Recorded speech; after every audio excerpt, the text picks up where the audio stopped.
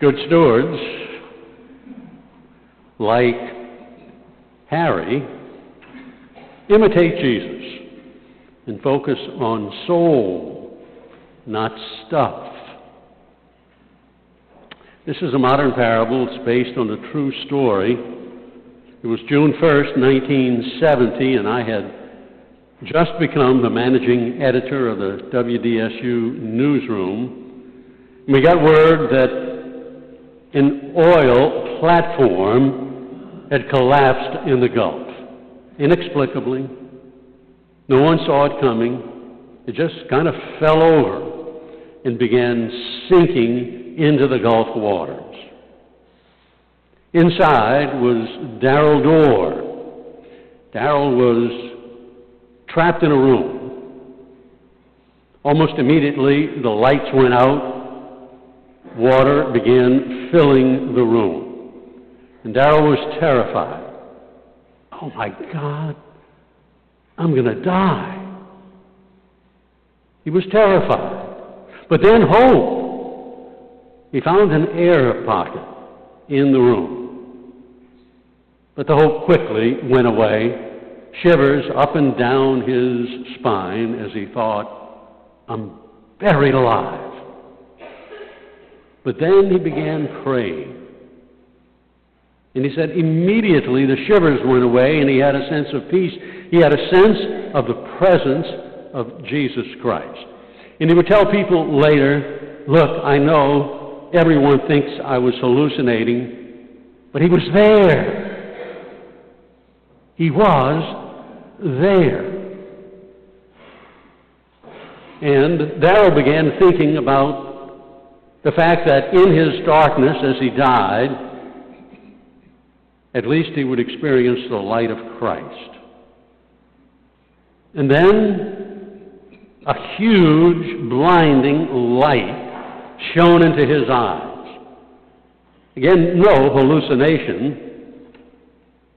This time, it was the light on a diver's bell cap.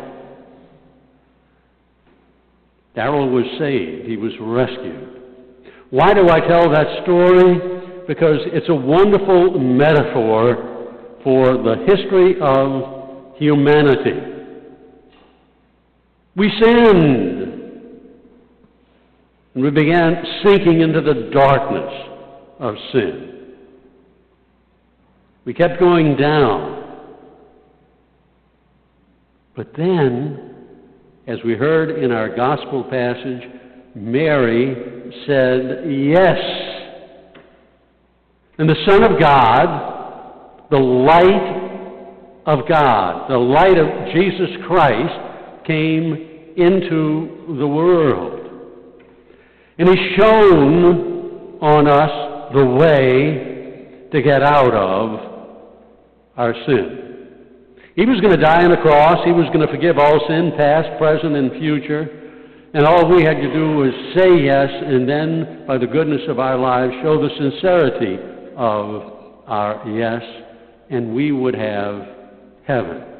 Jesus says, I am the light of the world. Whoever follows me will not walk in darkness, but will have the light of life. And my sisters and brothers, Jesus' light shines forever. If we do our jobs properly here on earth, we will have eternal light, eternal joy, peace, happiness, love, pleasure, perfect eternal fun forever in heaven. And we get there by imitating Jesus. And Jesus tells us the heart of life, the only thing we need to do in life is love each other sacrificially. Focus on love. Focus on our souls, not on our stuff. And at this time of the year, too frequently we get caught up in focusing on stuff. Here's another modern parable. It's also based on a true story. Harry called up his pastor, Father Bill, and he asked for an appointment. He got it. he came in the next day and he said, "Father, I've seen the light. I've quit my job." And Father Bill said, "Well, tell me about it. What do you mean you quit your job?" He said, "Well, my boss came in yesterday, and he said, 'Kid, I've got the world knocked.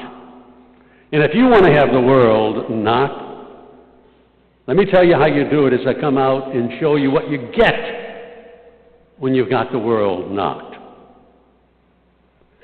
And as he walked out, he talked to Harry about focusing on job, focusing on getting money in life. And when he walked out, he showed Harry his brand new Cadillac Escalade. And he said, "There it is.